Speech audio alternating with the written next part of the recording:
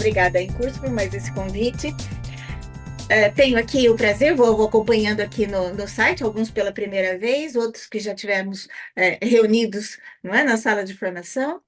Portanto, o que nós vamos fazer aqui, como bem disse a doutora Marisa, é efetivamente tentar dar umas primeiras luzes sobre essas alterações ao rejoé. É certo que os, as alterações não estão resumidas só no regime jurídico da urbanização e edificação, temos uma série de outros diplomas que também sofrem alterações pelo Decreto-Lei número 10 de 2024, e que esses não serão aqui objeto, nós tínhamos que restringir de alguma maneira, não é? Mas é certo que o próprio regime jurídico dos instrumentos de gestão territorial, a própria lei de bases, disposições do próprio regulamento geral das edificações urbanas, que numa situação bastante inovadora, vem o legislador já programar a sua revogação e substituição por um Código da Construção, mas aqui o nosso foco é relativamente ao regime jurídico da urbanização e edificação. E para isso, eu tenho aqui apenas alguns diapositivos para servir aqui de guião, né, para essa nossa conversa bastante breve, é, onde esse material também vai ser disponibilizado pelo Encurso, né? É muito singelo, só para essa nossa pequena conversa. Portanto, nós sabemos que tivemos, no âmbito do Mais Habitação, a indicação, não é, através de um projeto legislativo, que teve seu percurso, alterações que já estavam indicadas nesse projeto legislativo para alteração do REJUE e de outros diplomas que também sofreram alterações com a publicação do Decreto-Lei número 10 de 2024, em 8 de março.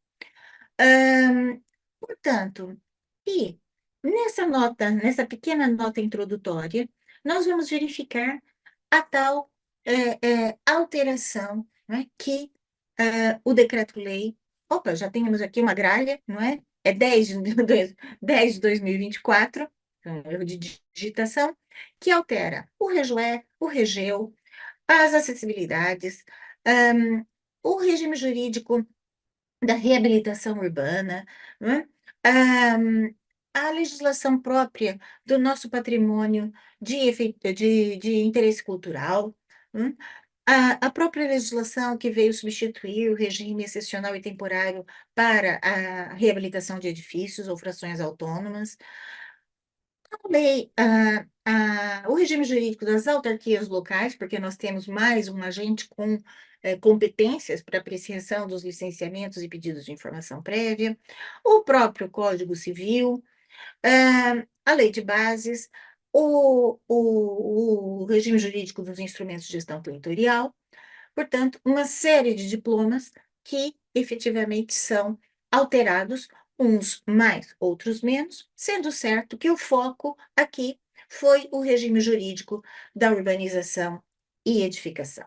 Portanto, uma nota prévia que eu costumo dizer que nós temos que fazer uma leitura do REJUE, agora focando só no REJUE, fazer uma leitura praticamente em 3 etapas, né? E que leitura é essa em 3 etapas? Por quê? Esse diploma, primeiro, tem aqui muitas novidades em termos de técnica legislativa. O legislador não republica o diploma, não é?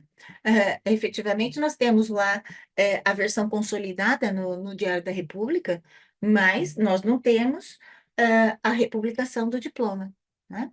E da leitura desse Decreto-Lei número 10 de 2024, nós vamos verificar que, relativamente ao REJUE, nós temos o artigo 3º, que trata efetivamente dos artigos que são alterados, ou seja, os artigos que já estavam no REJUE e que receberam uma alteração na sua redação, né?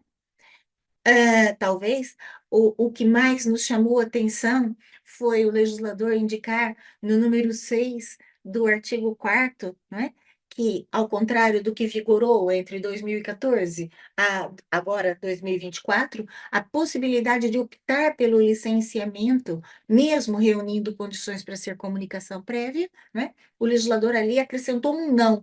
Portanto, o licenciamento deixou de ser o procedimento supletivamente aplicável, né, ao REGUE. Não há mais a possibilidade de opção. O que reunir condições para ser comunicação prévia deve seguir o caminho da comunicação prévia. O que reunir condições para ser licenciamento, temos que partir para o licenciamento, né, sem possibilidade de opção. Entre outras, né, entre uma série de outras, e aqui, embora fique um diapositivo bastante preenchido, né? Mas eu procurei condensar aqui também essas alterações previstas aqui, portanto, nós vemos que não são poucas as alterações. Portanto, em primeiro momento, com a aplicabilidade do artigo 3º, que altera muitas das disposições existentes no regime jurídico da urbanização e edificação. No segundo momento, né, nesse segundo momento de leitura, nós temos o artigo 4º, que introduz alguns artigos, né, no diploma, até então em vigor, não é? Nem podemos falar na sua redação original, porque nós estamos a falar com um diploma que já tem muito mais de 20 anos, não é? Portanto, já sofreu várias alterações, alterações de fundo, mas essa é mais uma daquelas que veio efetivamente reestruturar, né? É uma pena um diploma tão importante que o legislador o trate, não é? Agora como uma manga de retalhos, uma vez que já sofreu alterações sensíveis ao longo do tempo. Em 2007, não é? Em 2018, portanto, nós temos aqui muitas alterações ao REGUE que acabaram por nos apresentar um diploma que agora, né, e a própria alteração em 2014, pelo Decreto-Lei 136, e que veio agora, mais uma vez, através do chamado simplex urbanístico, não é? O Decreto-Lei 10 de 2024, sofre, incidir aqui sobre o nosso diploma, com alterações, revogações e também aditamentos.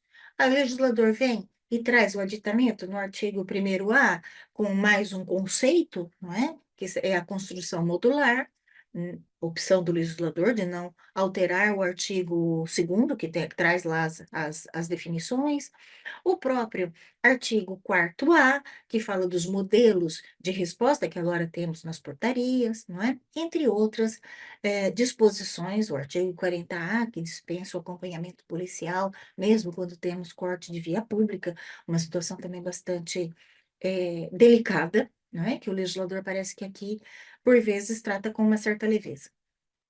Muito bem. E o terceiro momento, né? Ou seja, uma terceira leitura, das muitas que nós temos que fazer para poder assimilar aqui a intenção do legislador, que é através do artigo 24, que traz a norma revogatória, e a norma revogatória,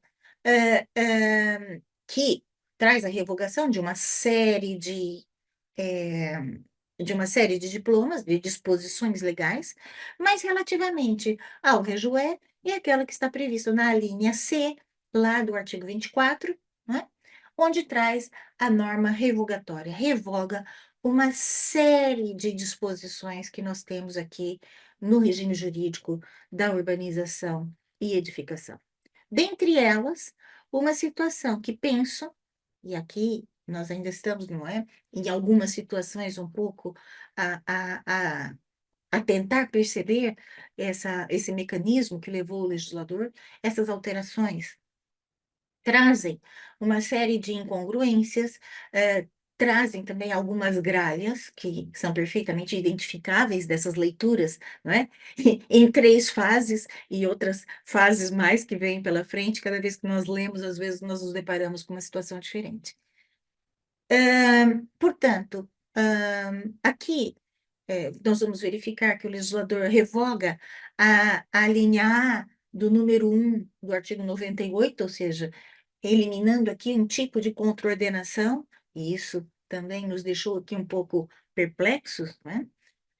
nessas revogações, entre outras disposições que temos aqui, e talvez a mais divulgada, né, a, a eliminação do alvará, né? O nosso alvará, enquanto título, desapareceu do rejoé, embora o legislador ainda não é, tenha deixado escapar alguma menção ao alvará em outros artigos, fazendo com que a legislação, que deveria ser clara, não é? E entregue ao destinatário da norma, aquele que deve cumprir a norma, na verdade, nós aqui, os destinatários, temos também que desenvolver aqui um trabalho de intérprete da legislação, né?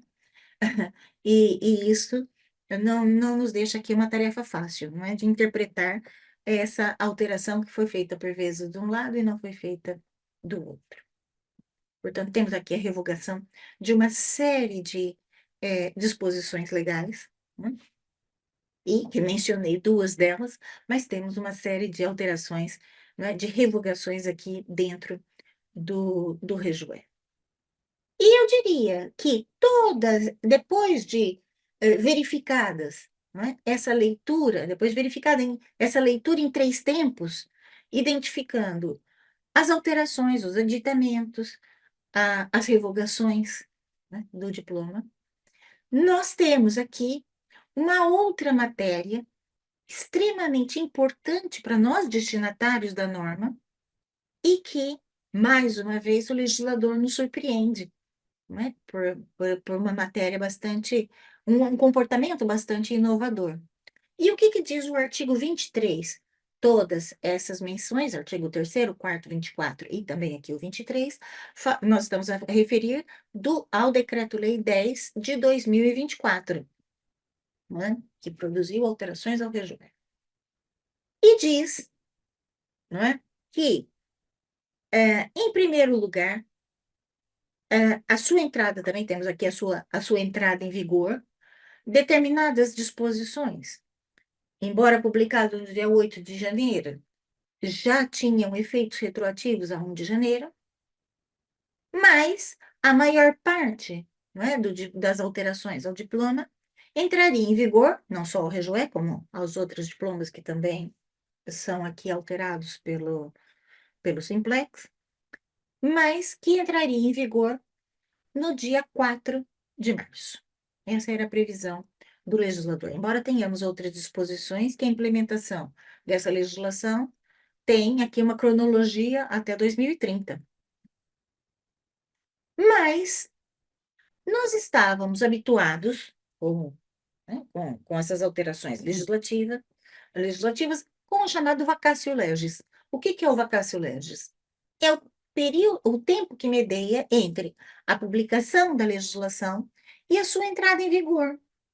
E nessas matérias urbanísticas, nós estávamos acostumados com essa tal vacatio legis, num período ali de 90, 120 dias, o que não aconteceu. Ou seja, 8 de março, perdão, 8 de janeiro a 4 de março é um período bastante curto para a implementação dessas alterações legislativas.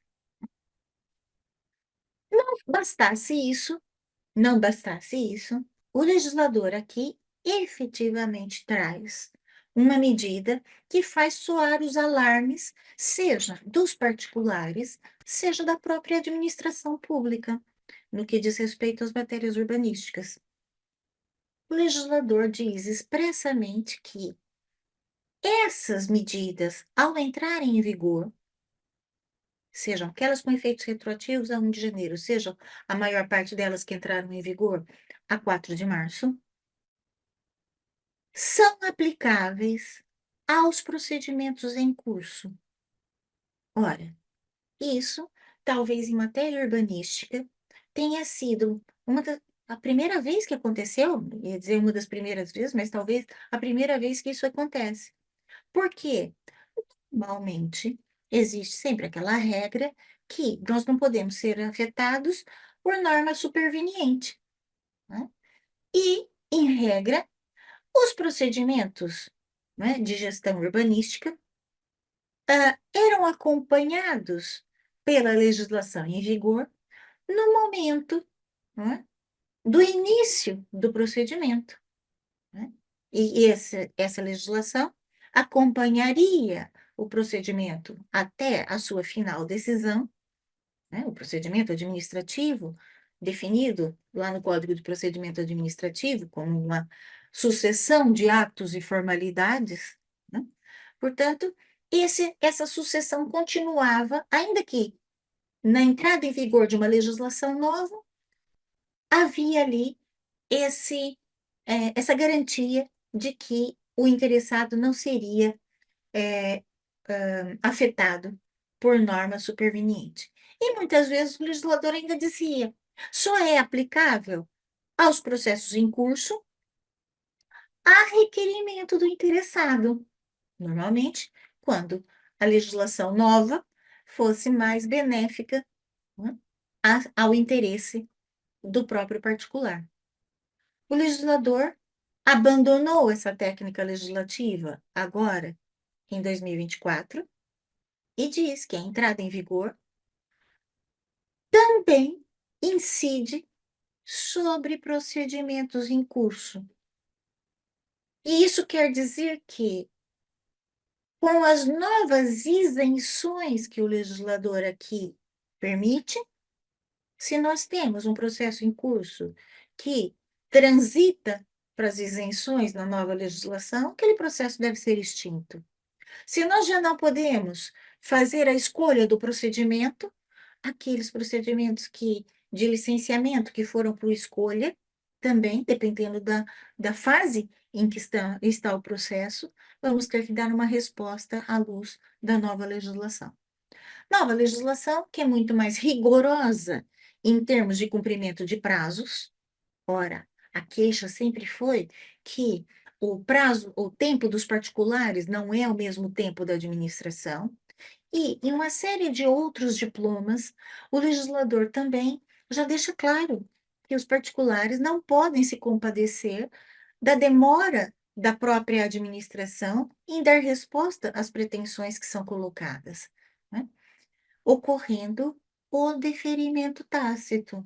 E o legislador vem valorizar aqui em termos urbanísticos, né, a questão do deferimento tácito, do tácito. Entretanto, mesmo com essa opção do legislador de reencaminhar todos os procedimentos para o procedimento devido dentro do REGUE, né, só não ocorrerá para os processos em curso a formação do deferimento tácito, que, de acordo com o Código de Procedimento Administrativo, diz que o deferimento tácito nada mais é do que a atribuição de efeitos positivos ao silêncio da administração, tendo como requisito o artigo 129 do CPA, que diz que é a necessidade, né, ou seja, a presença do dever legal de decisão por parte da administração.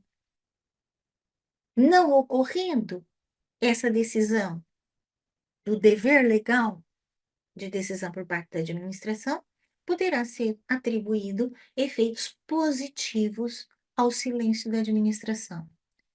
Nós podemos dizer e que, geralmente, né, as pessoas interpretam essa novidade, até por conta de informações que recebem através da comunicação social, entendendo, mas agora então pode tudo, porque no silêncio da administração nós temos deferimento tácito.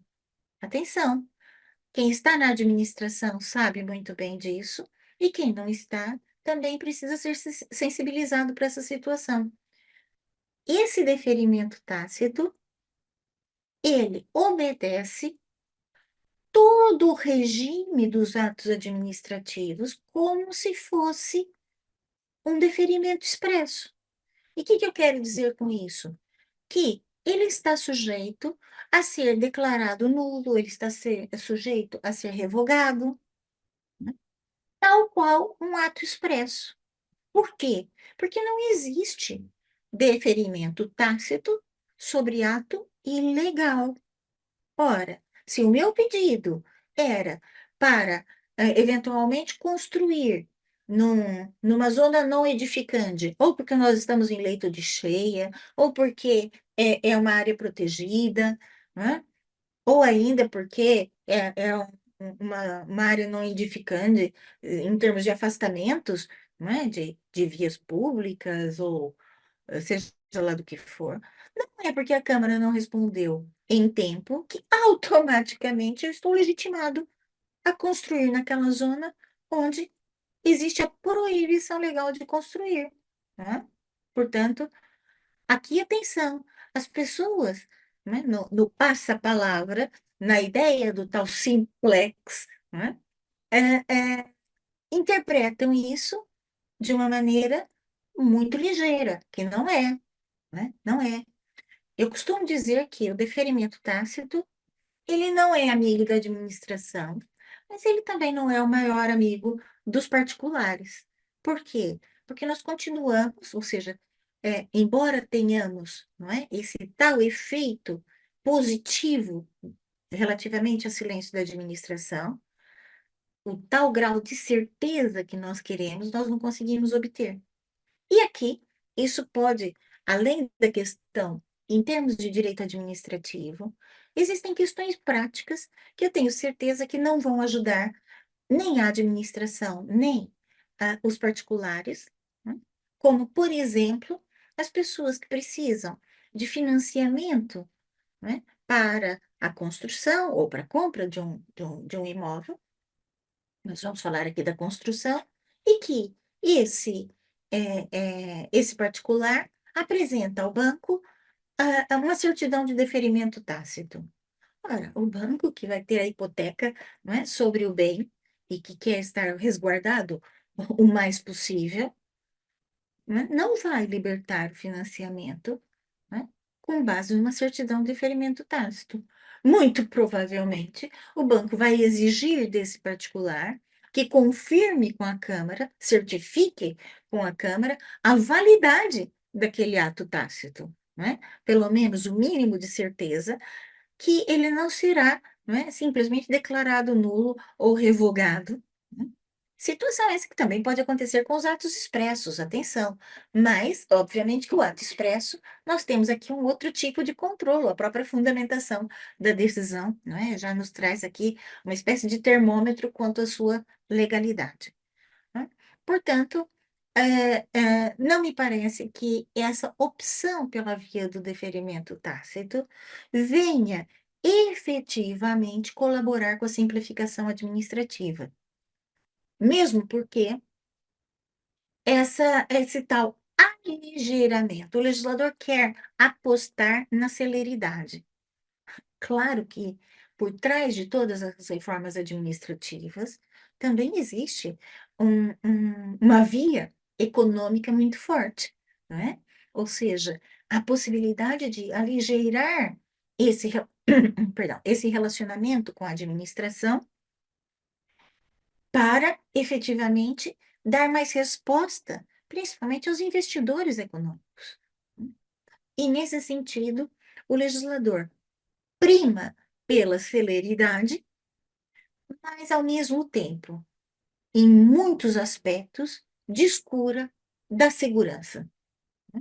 Descura da segurança. Portanto, temos aqui que fazer aqui um ponto dessa situação, mas efetivamente temos que aplicar aquilo que a legislação nos diz, né? Aquilo que a legislação nos diz. Muito bem, essa primeira abordagem, e teríamos muito mais para falar dessas alterações, mas, em suma, né, muito resumidamente, nós temos então essa leitura das alterações, dos aditamentos, das revogações e a própria aplicação imediata da legislação. Ora, essa legislação, o Decreto-Lei número 10 de 2024, faz referência à publicação de portarias. E nós dizíamos, quando falamos, não é, seja do projeto legislativo, seja nesse meio tempo antes da publicação das portarias, nós já dizíamos, não é? O mínimo que o legislador pode fazer é efetivamente publicar as portarias antes da entrada em vigor do diploma. Caso contrário, nós vamos estar aqui completamente amarrados com essa legislação. E assim foi feito. No dia 27 de fevereiro, foram publicadas três portarias. Três portarias que tratam de quê? A primeira delas, a portaria 71A, veio fixar os novos elementos instrutórios, os elementos instrutórios com base nessa nova configuração do regime jurídico da urbanização e edificação, revogando com isso os elementos instrutórios constantes da portaria 113 de 2015. Portanto, traz ali elementos instrutórios em função das operações urbanísticas, tal como acontecia no diploma, não é, na portaria anterior, de 2015. Traz ali alguns modelos, o legislador veio lembrar da declaração de início de obra e traz também ali, nós temos o artigo 80A, número 1, e traz ali um modelinho, não é, como elemento instrutório. Esclarece que o livro de obra não é elemento instrutório, mas já não era, né? Era hábito de algumas câmaras, mas a própria portaria 113 de 2015 não trazia, não é, o livro de obra como elemento instrutório. Atenção. Portanto, veio trazer aqui esses elementos em função de cada um dos procedimentos, né? Trouxe também a portaria 71B, né, que vem dar resposta àquela tal alteração, aquele aditamento, desculpe, do artigo 4º A, que dizia, né, que seriam aprovados modelos de respostas. E isso causou uma certa curiosidade, porque o legislador prevê, inclusive, resposta à comunicação prévia. E isso trouxe também aqui alguma perplexidade, uma vez que a comunicação prévia, que não sofreu qualquer alteração agora em 2024, é o mesmo modelo instituído em 2014 pelo Decreto-Lei 136 de 2014, e que está definido lá no número 2 do artigo 34 como uma declaração, não é um pedido. Não é um pedido, é só uma declaração. E essa declaração tem que obedecer o requisito de estar corretamente instruída, agora com os elementos fixados na portaria 71A, e que permite, então, ao interessado que venha realizar a sua pretensão urbanística logo após o pagamento das taxas devidas. Taxas essas fixadas em regulamento municipal. Essa configuração da comunicação prévia não alterou. E ainda, lá nos termos do número 2 do artigo 34, né, que eu acabei de falar da sua definição, o legislador termina enfatizando que dispensa quaisquer atos permissivos. Ou seja, a comunicação prévia não carece de um ato administrativo. E, durante muito tempo, nós costumávamos dizer, não carece de uma resposta por parte da administração. Portanto, quando no artigo 4º A, aditado pelo Decreto-Lei 10 de 2024, nós nos perguntávamos, não é? Mas que resposta é essa que ela não carece de resposta? Na verdade, na verdade, não se esqueçam que, ao contrário do que aconteceu em 2007, né, com a Lei 60 de 2007, que também alterou sensivelmente a estrutura do regime jurídico da urbanização e edificação, e um desses elementos era a tentativa do legislador de estabelecer um sistema informático para o trâmite dos procedimentos de gestão urbanística. Lógico, de lá para cá, né, de 2007 para cá, muita coisa mudou, mas é verdade que, naquela época, a tentativa das câmaras em dar resposta a essa alteração legislativa fez com que muitas câmaras acabassem por contratar, né, empresas particulares e estabelecer seu próprio software para gestão urbanística, né?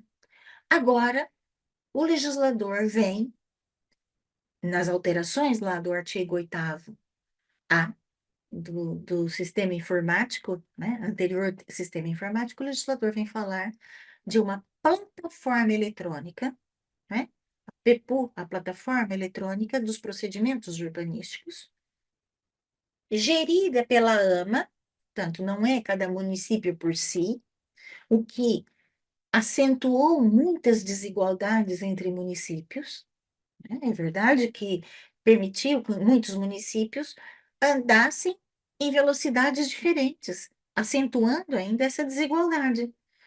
Porque alguns municípios já funcionavam, e hoje em dia ainda vemos isso, 100% em formato digital, ou seja, no formato do papel zero, quando muitas câmaras estavam no meio termo e outras, né, que tiveram muita dificuldade em fazer essa transição para o digital, né? Por falta de meios materiais, por falta de meios humanos, né? Mas que não tem sido fácil. E agora, o que acontece? O legislador veio falar dessa nova plataforma informática centralizada, tal como nós temos para as atividades econômicas, por exemplo, não é? Para o sistema da indústria responsável, para o comércio, serviço, restauração e bebidas, alojamento local.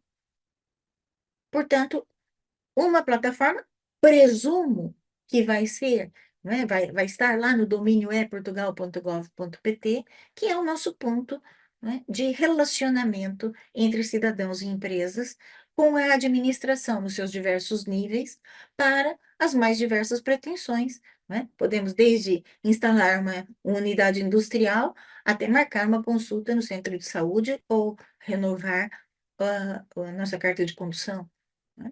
Além de pedidos de certidões e etc. Portanto, veremos.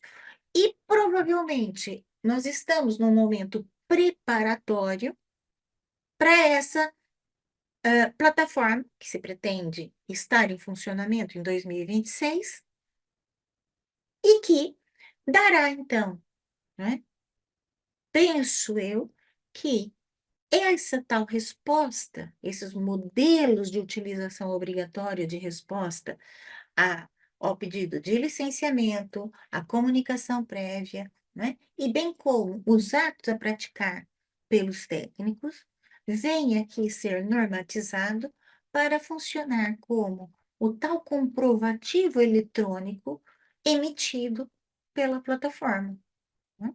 O legislador não diz isso com todas as letras, mas essa uniformização em termos de resposta, a única explicação que consigo aqui prever é justamente esse momento preparatório para a plataforma informática emitir a tal resposta em forma de comprovativo eletrônico. Portanto, a comunicação prévia não é, não vai carecer dessa resposta, vai ser só o tal comprovativo eletrônico.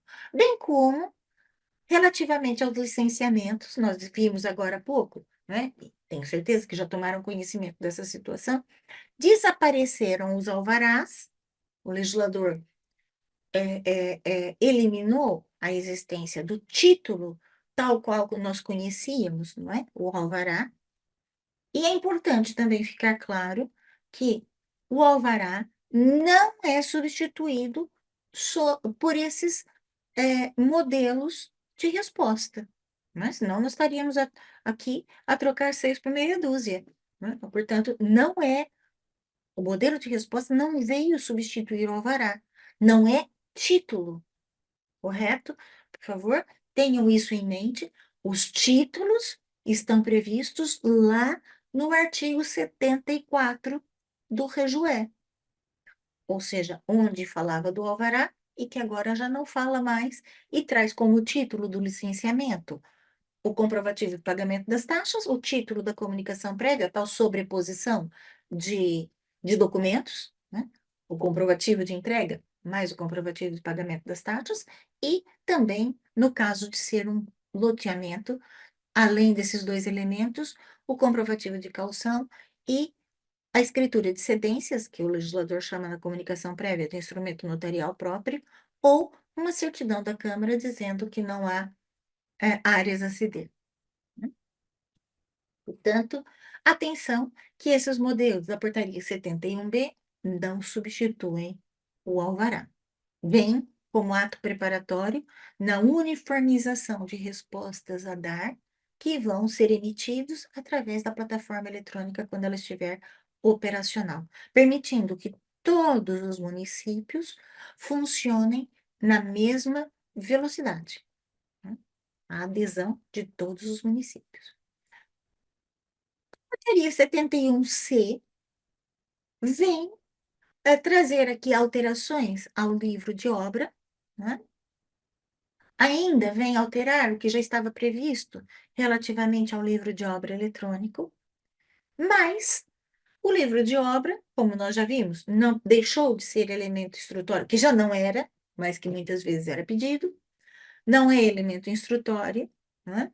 E a atual alteração do artigo 94, número 4, fala que o livro de obra já não tem mais abertura, encerramento ou qualquer registro por entidades públicas.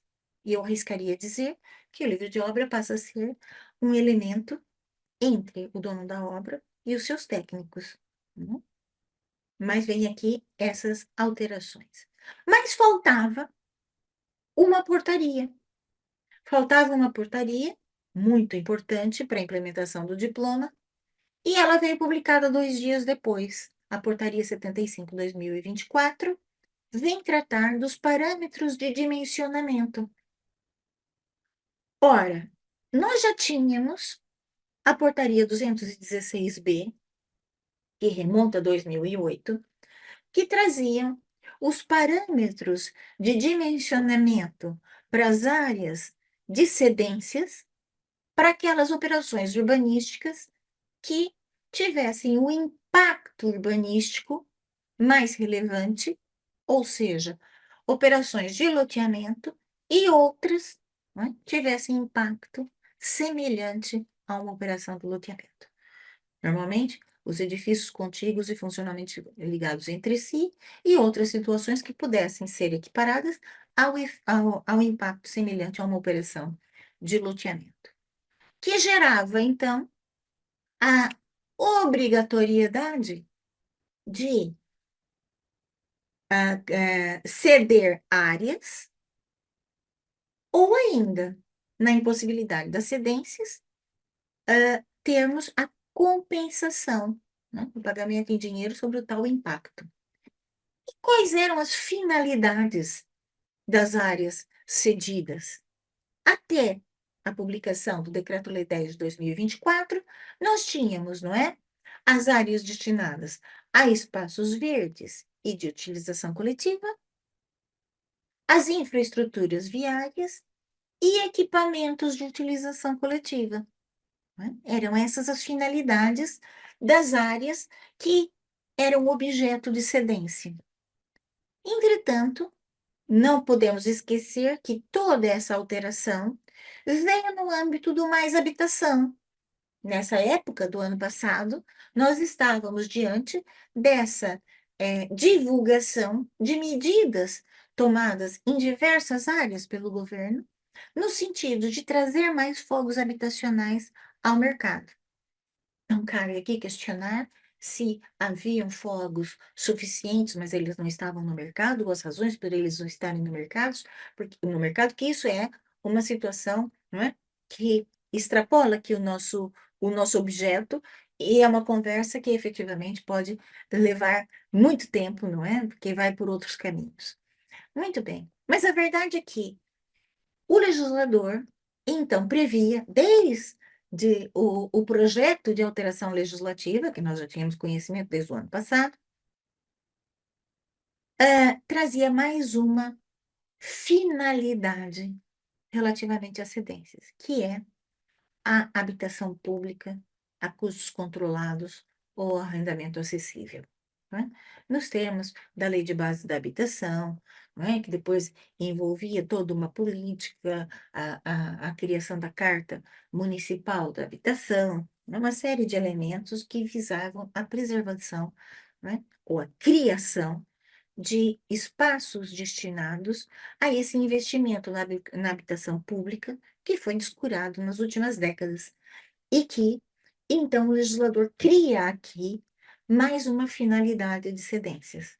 Ora, se nós já tínhamos parâmetros para as outras finalidades que já existiam, carecia, então, lógico, para podermos aplicar a nova legislação, com suas alterações, aditamentos e revogações, tínhamos, então, que estávamos à espera que os parâmetros fossem definidos pelo legislador, o que aconteceu através da Portaria 75 de 2024.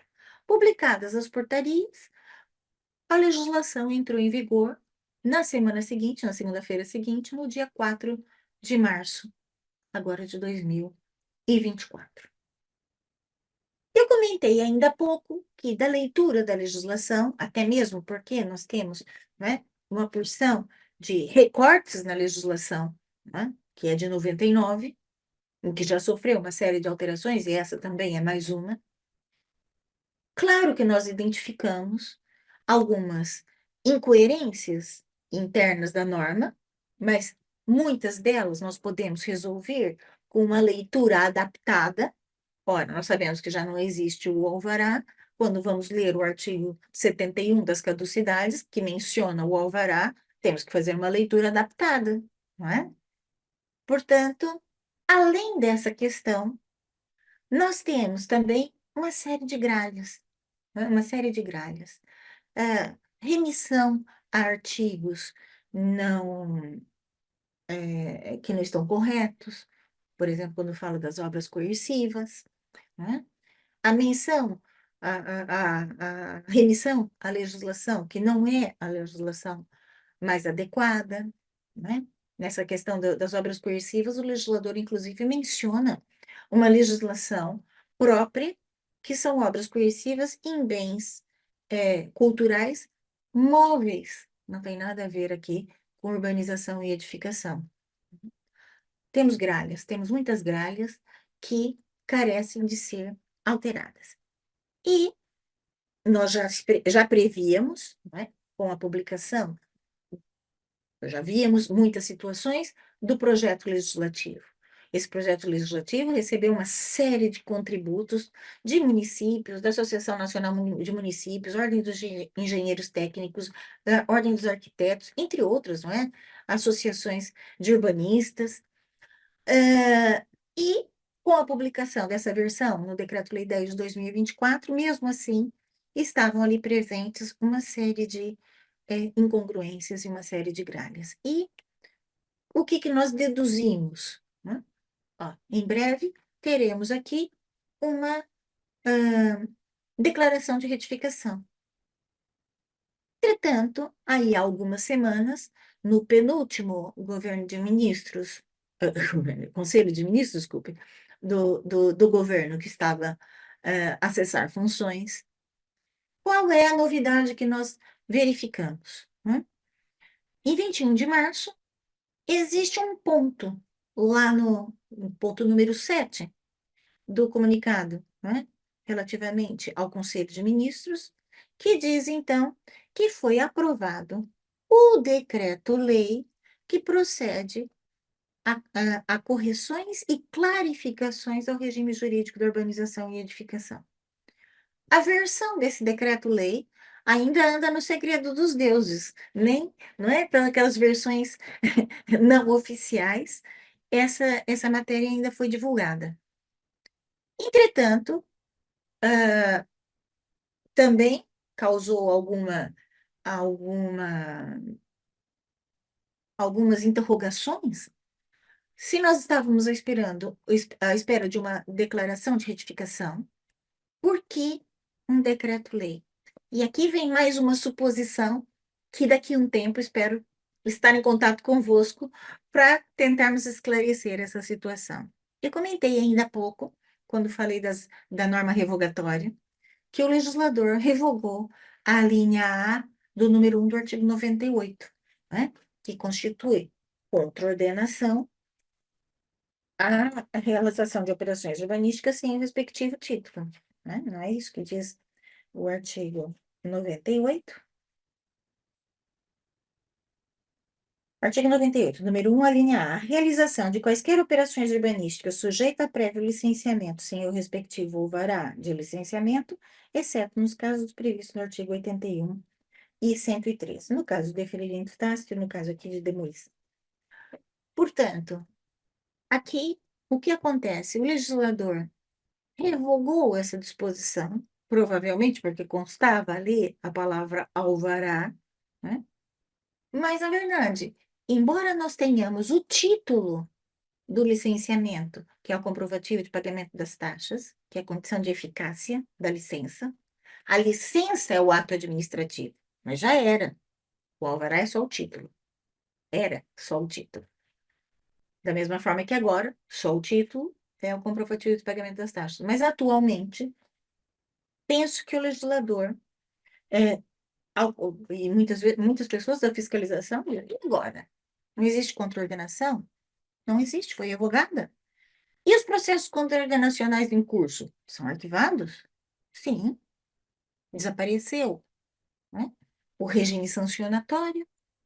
Portanto, há aqui uma especulação, né, que só posso partilhar convosco em termos de especulação, não há certezas, que esse tal decreto-lei vem para trazer essa tal clarificação, mas por que não em formato de declaração de retificação? Porque o legislador pretende, não é, voltar atrás nessa revogação e proceder à chamada repristinação, ou seja, voltar a dar eficácia, não é, à norma relativamente a essa contraordenação.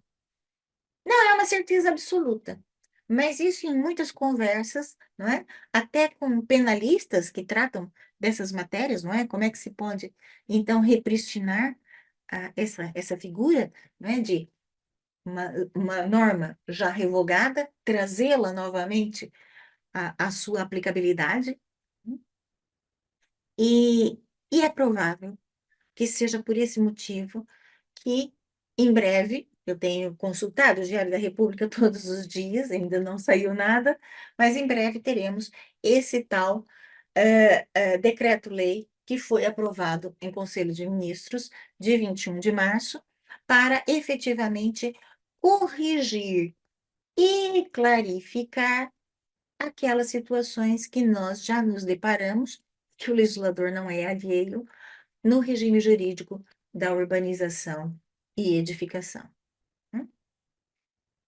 Muito bem. E essa norma, não é? A tal entrada em vigor do diploma, né? A tal que eu comentei que muitas delas, embora publicadas no dia 8 de janeiro, já tinham efeitos a partir de 1 de março, perdão, de 1 de janeiro, ou o restante a 4 de março, desculpa. Portanto, temos aqui, além dessas situações, uma proposta, né, do legislador em termos cronológicos para a sua entrada em vigor. E eu vou passar aqui a uma tabelinha que nada mais diz do que exatamente o que está escrito aqui nesse diapositivo. E essa tabelinha, não é? Eu retirei, e tem aqui a fonte, de uma apresentação feita pela Ordem dos Arquitetos, né, onde trazia essa cronologia, né, relativamente à entrada em vigor. Portanto, em 2024, com efeitos, né, retroativos a 1 de janeiro, as regras previstas no Decreto-Lei 10 de 2024, que procederam a o regime de alteração do REJUE e que prevêem aqui um alargamento do regime das isenções. Ou seja, nós temos agora mais isenções em termos do artigo 6º, Temos mais isenções nos termos do artigo 6º-A das obras de escassa relevância urbanística.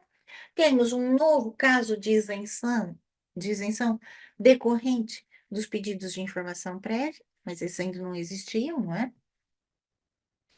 Alterações ao regeu, ou seja, para já o regeu é alterado, muito divulgado na comunicação social, não é? A dispensa agora da existência do famoso bidê. Não? Portanto, o regeu é um diploma técnico, não é? Por isso, ele sobrevive há tanto tempo, é um diploma de 1951, e que, lógico, guardadas as proporções da evolução também, não é? Temos aqui alterações, né? Cai a obrigatoriedade da banheira e do bidê, atendendo às necessidades atuais, né? Portanto, já em vigor a partir de 1 de janeiro. As alterações à fiscalização administrativa, o legislador procede uma pequena alteração no número 2 do artigo 93, mas que tem efeitos práticos bastante relevantes, porque aquilo que não se aprecia em sede de projetos também não é exigível a sua fiscalização. Nós vamos verificar que temos ali uma pequena alteração. E uma outra também, uma outra situação que remonta a 1 de janeiro, a situação que também foi muito divulgada, né? A dispensa, né? A inexigibilidade de apresentação do título relativamente aos usos, o título urbanístico relativamente aos usos, ou a ficha técnica de construção nos atos de transmissão de imóveis, né? E essa gerou uma grande crítica, até do projeto de lei, dizendo que, nesse caso, ia permitir, então, que fosse transacionado imóveis ilegais. De fato, sim, desde que seja devidamente informado, né, nos termos da legislação. O artigo 19 do Decreto-Lei 10 de 2024 diz expressamente que o notário ou seu assistente deverá informar o adquirente de que, no ato da transação, de que o imóvel transacionado pode não possuir, né, o título urbanístico para utilização ou para construção, né? E não é por isso que não é feita a transmissão do imóvel. Muito bem. A maior parte, não é? A maior parte do diploma das alterações legislativas entraram em vigor no dia 4 de março. Entretanto, hoje, né, estava previsto aqui um outro passo na implementação do diploma, que era a disponibilização lá no portal do Diário da República dos regulamentos municipais, de acordo com essas alterações promovidas ao REGUE. Nomeadamente, porque o legislador diz que muitas disposições que contrariem a redação dada ao novo artigo 3º do REGUE, diz que as disposições nos regulamentos municipais que contrariem, né, essas novas disposições em matéria regulamentar são nulas. Também um ato preparatório para a plataforma. Eu passei os olhos na hora do almoço de forma muito rápida, pode ter me escapado alguma coisa, mas não vi nada de regulamentos municipais no site do Diário da República. Portanto, se alguém viu, deixa aqui o registro no chat, que eu vou lá ver de novo. Mas, como disse, foi uma passada de olhos e não identifiquei lá os regulamentos municipais. Para o próximo ano, o legislador prevê, a 6 de janeiro de 2025, né, um sistema informático diferente do CIRJUE que seja utilizado para emissão de pareceres, né? E, inclusive, o legislador diz que esse sistema informático, veremos, irá impedir que seja carregado o parecer fora do prazo. Portanto, aquela atribuição também dos efeitos positivos, que não é deferimento tácito, porque o parecer não defere nada, não é? Mas o parecer, ainda que vinculativo, né, que não for emitido dentro do prazo, pelo que o legislador diz, a plataforma não permitirá que seja carregado esse parecer, portanto, gerando automaticamente uma certificação do decurso do prazo. E o que que o legislador diz? Que os pareceres, né, são vinculativos quando a lei assim o diz. E ainda só permanecem vinculativos quando emitidos dentro do prazo. E quando eles não são emitidos, a Câmara tem o dever legal de decisão e, né, poderá, eventualmente, ter aquele parecer como um parecer positivo. Essa regra não muda, né? A regra dos pareceres não muda, mas o legislador indica que a partir do próximo ano nós teremos também essa plataforma para emissão de pareceres, utilizada pela, pelo, pelo público ou pelo privado, né? Só uma observação que já está em vigor, agora que me lembrei, o legislador diz que as câmaras municipais, nos seus regulamentos municipais, estão proibidas de estipular outra forma de pagamento das taxas, senão a plataforma da administração pública, a plataforma de pagamento da administração pública. Eu confesso que só soube da existência dessa plataforma, que está operacional, né, com a publicação dessa legislação, que me obrigou a ir lá a vê-la, não é? Conferir se ela existia. E ela efetivamente existe e muitas câmaras já utilizam essa plataforma através do documento único de cobrança. Portanto, também é outra adaptação dos regulamentos municipais que já deve estar em curso, presumo eu, se queremos ser cumpridores, né, das alterações do REGOE. Para 2026, 5 de 1 de 2026, a plataforma, né, eletrônica dos procedimentos urbanísticos, né, a PEPU. Portanto, a ideia é que todos os municípios adiram à plataforma a partir dessa data, né? Estabelecendo um único procedimento através dessa plataforma, ou seja, uniformizando os procedimentos com os municípios, né? Não existe mais esse desfazamento dos tempos de município para município. E existe esse reflexo também em termos de regulamento municipal, né? Onde os municípios estão vedados de criar procedimentos próprios, exceto no caso da legalização, ou ainda exigir elementos instrutórios que não estejam previstos na lei ou na portaria. O legislador tem aqui dar um ultimato em termos de uniformização de procedimentos.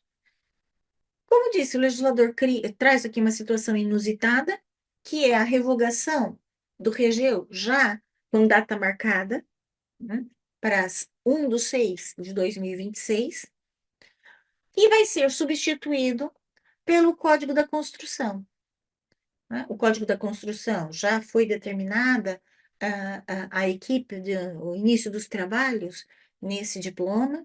O INEC, a Ordem dos Engenheiros, a Ordem dos Arquitetos, estão todos envolvidos na elaboração de um diploma para substituir o REGEU, em termos de normas técnicas de construção, né?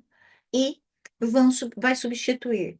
Veremos se até lá, né, vai ser, efetivamente, já vamos ter esse código em mãos, a 1 de junho de 2026. Né? E o legislador, também numa técnica bastante diferente do que nós estamos habituados, já indica em janeiro de 2024 a revogação futura do regeu para 1 de junho de 2026. Penso que nenhuma outra legislação já tenha feito tal coisa. O legislador também traz aqui uma obrigatoriedade da apresentação dos projetos de arquitetura na metodologia BIM, ou BIM, né? E que o legislador diz que, a partir de 1 de fevereiro, perdão, mais uma gralha, não é, né? Não é 2023, é 2030. Peço desculpa, eu estou pior que o legislador aqui nas minhas gralhas. Portanto, em 1 de fevereiro de 2030, que todos os projetos de arquitetura sejam apresentados nessa metodologia. Ou seja, né, o legislador prevê um projeto piloto a começar em 2027, logo em janeiro de 2027, né, mas que em 2030 todos os projetos de arquitetura deverão obedecer essa metodologia, né? Essa é a aplicabilidade aqui do REGUE.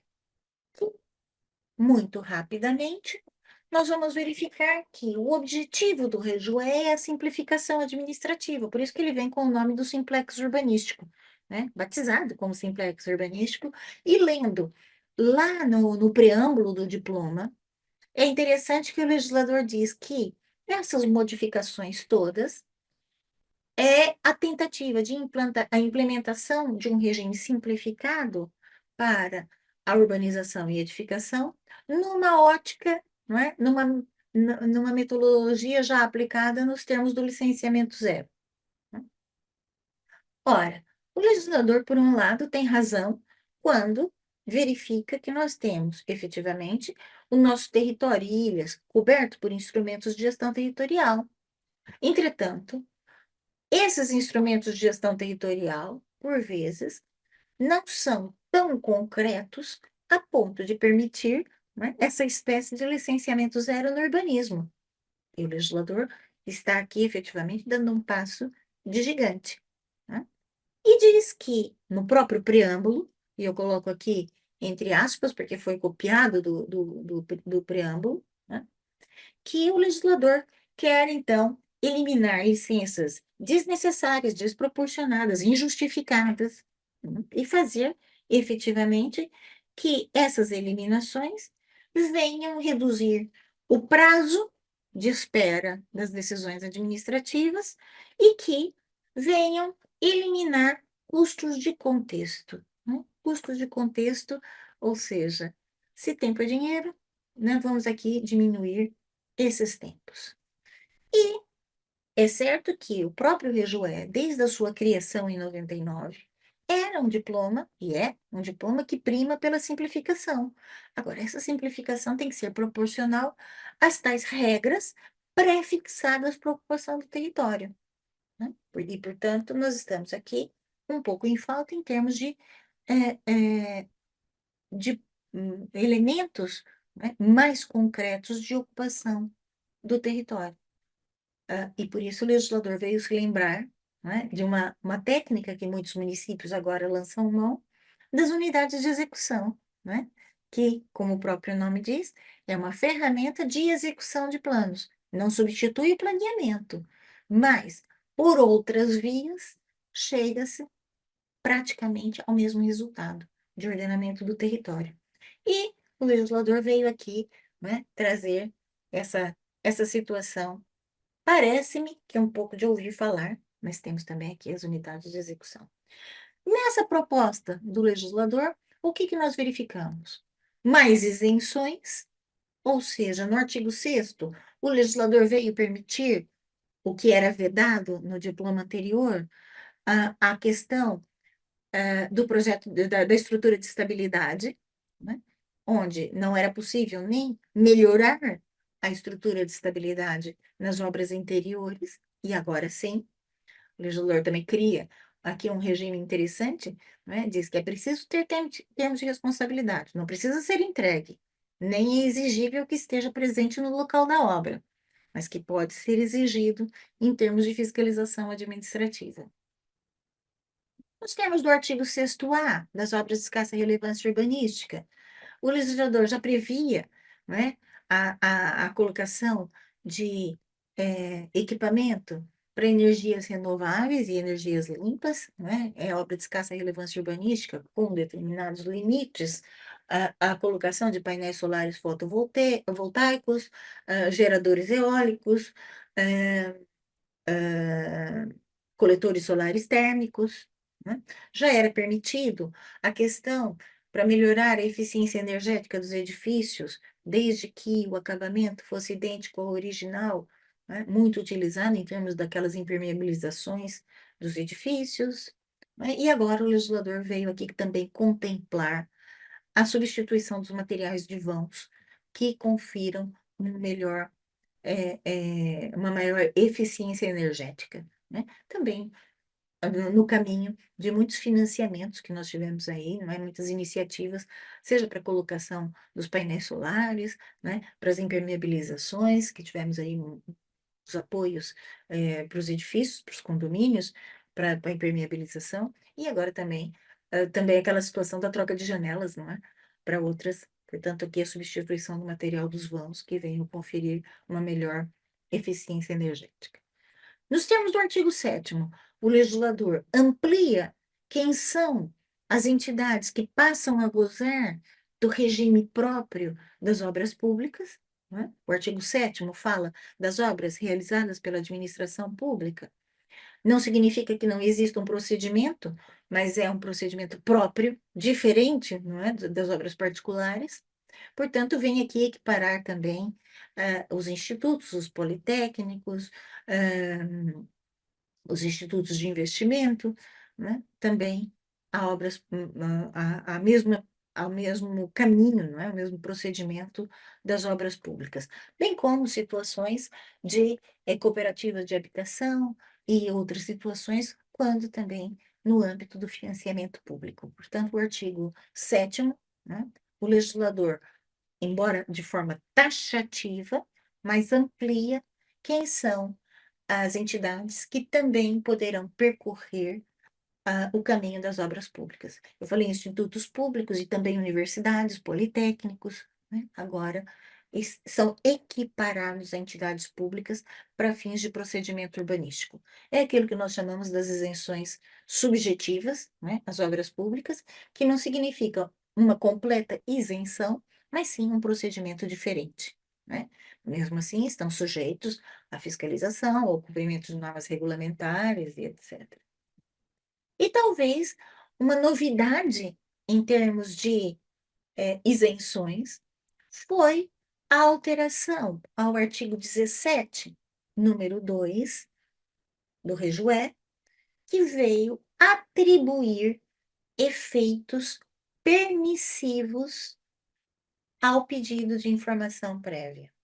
Aquele que é apresentado nos termos do número 2 do artigo 14, que nós costumamos chamar de PIP qualificado, e esse o legislador vem dizer lá nos seus efeitos, além de ter ampliado para 2 anos, não é, a duração daquele compromisso entre a viabilidade da operação urbanística e a própria Câmara Municipal, já não é mais 1 ano, são 2, mas o legislador cria aqui, relativamente aos efeitos, que quando o pedido de informação prévia for apresentado nos termos do número 2 do artigo 14 e contiver todos aqueles elementos previstos das alíneas de A até a linha F do artigo 14, dará, não é, direito à isenção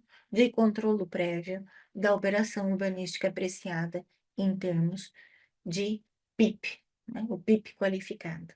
Portanto, essa é uma grande novidade introduzida aqui no REGUE, né? Mais um regime aqui de isenção. E faz algum sentido, uma vez que nós não vamos duplicar essa apreciação. Já a apreciação do que se deve, da correta inserção urbanística e paisagística em sede de pedido de informação prévia, uma vez que é até apresentado o próprio projeto de arquitetura, né?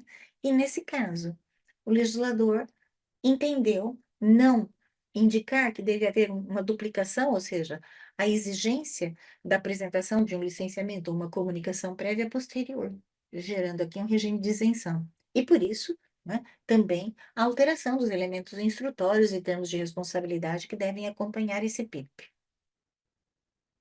A comunicação prévia, como nós já falamos, mantém o mesmo modelo instituído em 2014, através do Decreto-Lei 136 de 2014, já comentei aqui convosco, né, a sua definição, que está lá no número 2 do artigo 34, isso permanece inalterado, né? Uma simplificação dos licenciamentos, onde o legislador, tal como acontecia antes, não é? Que o legislador já dizia que a Câmara não aprecia os aspectos interiores das edificações, mas o legislador veio ser mais incisivo nessa matéria. A Câmara Municipal só aprova o projeto de arquitetura. As especialidades são entregues, existe o dever da sua entrega, né?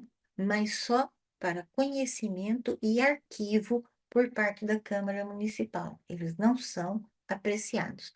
Tal como o número 8 do artigo 20 já dizia, que na presença de termos de responsabilidade, a Câmara não apreciava os interiores, né, das edificações. Portanto, a função da Câmara Municipal no licenciamento já era, mas o legislador vem dizer de forma mais clara que é só verificação daquilo que diz respeito ao interesse público, né?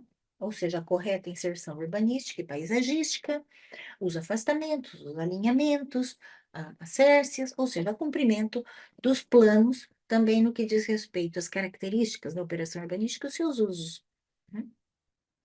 Determinando aqui prazos para, dos termos do artigo 20, para o projeto de arquitetura e prazos totais de duração dos licenciamentos, de acordo com a dimensão da operação urbanística, com a área bruta, não é? Os tais 120, 150 ou 200 gigas úteis. E introduz a comunicação prévia com prazo. O legislador elimina a autorização de utilização e revoga o artigo 62, que tratava da autorização de utilização, mas praticamente pega a sua disposição e divide em três situações. Operações urbanísticas sujeitas a controle prévio, basta a entrega do termo de responsabilidade que a obra está concluída. E já posso imediatamente utilizar o imóvel. No caso de alteração do uso, ou no caso de obtenção, porque os usos continuam, desapareceu o alvará, mas o cumprimento do requisito relativamente aos usos continua, aí entregamos uma comunicação prévia com prazo. Prazo para quê? Prazo de 20 dias para termos uma resposta por parte do presidente da Câmara. Sendo que, no caso do 62C, aqui está prevista a realização de vistoria, que se não for realizada no prazo, também incorre em deferimento tácito, né? Portanto, eu trago aqui, e não vamos ficar lendo artigos, mas foi só por uma questão de ilustração, a cópia do número 2 do artigo 4º, ou seja, que situações estão previstas os licenciamentos, né? A regra, embora a redação seja diferente, a regra continua a mesma.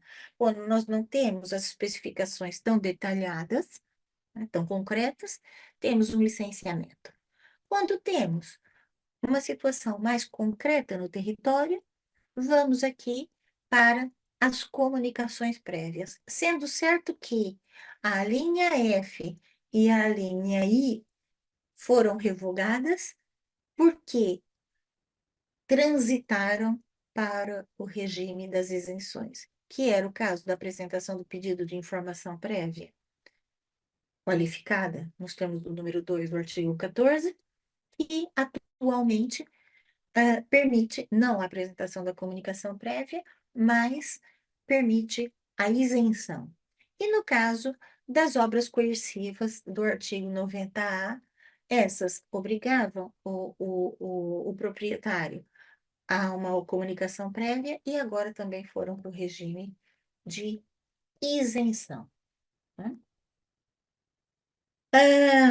Portanto, quando o legislador fala, e aqui só uma pequena observação sobre os licenciamentos, quando o legislador fala que, se nós estamos numa área que é abrangida por um plano de pormenor, mas o legislador não fala de um plano de pormenor qualquer, fala são daqueles, não é? Ou sejam anteriores a 7 de março de 93 para os licenciamentos, ou posteriores a essa data para as comunicações prévias, né? Aqui não se percebe muito bem o porquê do legislador ter determinado essa data, provavelmente é em razão do Decreto-Lei 69 de 90, né? Mas, entretanto, aqui, o que é relevante para o procedimento administrativo do licenciamento ou comunicação prévia é o conteúdo do plano de pormenor e não sua data, né? Portanto, o legislador também trouxe para cá uma situação prevista no artigo 148 do REGIT, do Regime Jurídico dos Instrumentos de Gestão Territorial, falando das unidades de execução. Portanto, se essas unidades de execução contêm esses elementos previstos no atual artigo 148 do REGIT, né, dá direito à apresentação de uma comunicação prévia. Se não tiver esses elementos, será então o caso da apresentação de um licenciamento, né? O legislador mantém, inexplicavelmente, né? Mas isso já vem de outros tempos, a questão das piscinas continuam, as piscinas associadas à edificação principal continuam a ser objeto de comunicação prévia, né? E ainda traz uma situação, né, de possibilidade de aumentarmos, não é, a área útil sem que tenha a alteração da fachada, também aqui nesse âmbito. E deixa de ser possível, né, da escolha do procedimento de licenciamento como um procedimento supletivamente aplicável, ou seja, o legislador no número 6, que antes dizia que era possível optar pelo licenciamento quando fosse caso de comunicação prévia, agora diz expressamente que não é possível a opção pelo licenciamento no caso de comunicações prévias. E aqui também trago uma cópia, não é, do artigo 17, quando aqui no número 2 traz o tal regime de isenção de controle prévio, no caso da sua apresentação, nos termos do número 2 e 3 do artigo 14, e que contenha todas as suas alíneas, né, permitirá, então, a isenção.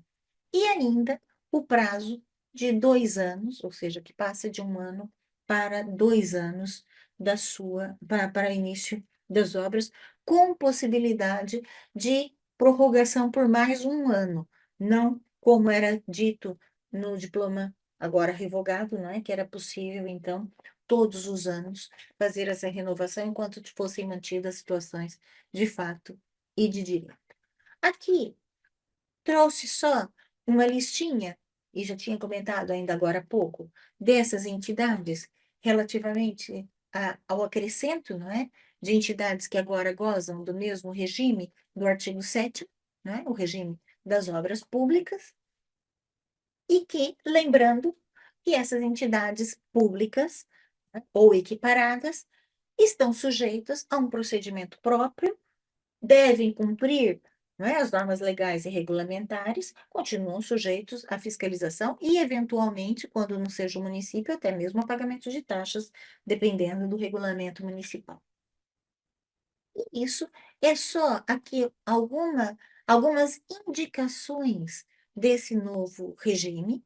Lógico, temos muitas outras matérias a discutir, se tivéssemos tempo, mas não foi esse o objetivo, ou seja, matérias de competências, agora temos também a competência dos diretores dos serviços para apreciação dos licenciamentos e comunicações prévias.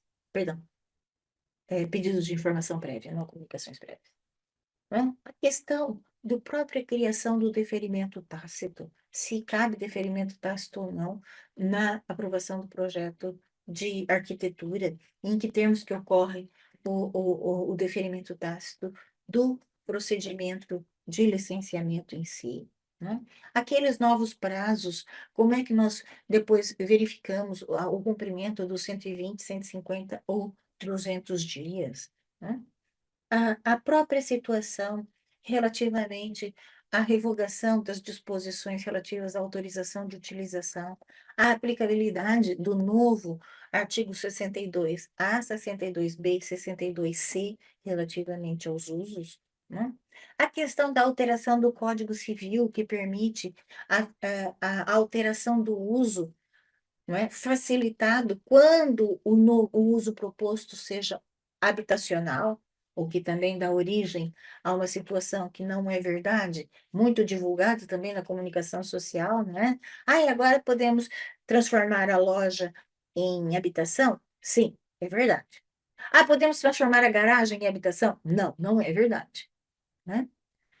Alterações em matéria da própria fiscalização e outras matérias que também são alteradas ao longo do REJUE, né, que merecem também uma exploração mais detida sobre essas matérias, mas isso vai ficar para o nosso próximo encontro, né, para detalhar melhor essas questões. E tentando não extrapolar muito o tempo, né, eu apresento aqui o meu muito obrigada, é só uma apresentação aqui muito medida e cronometrada.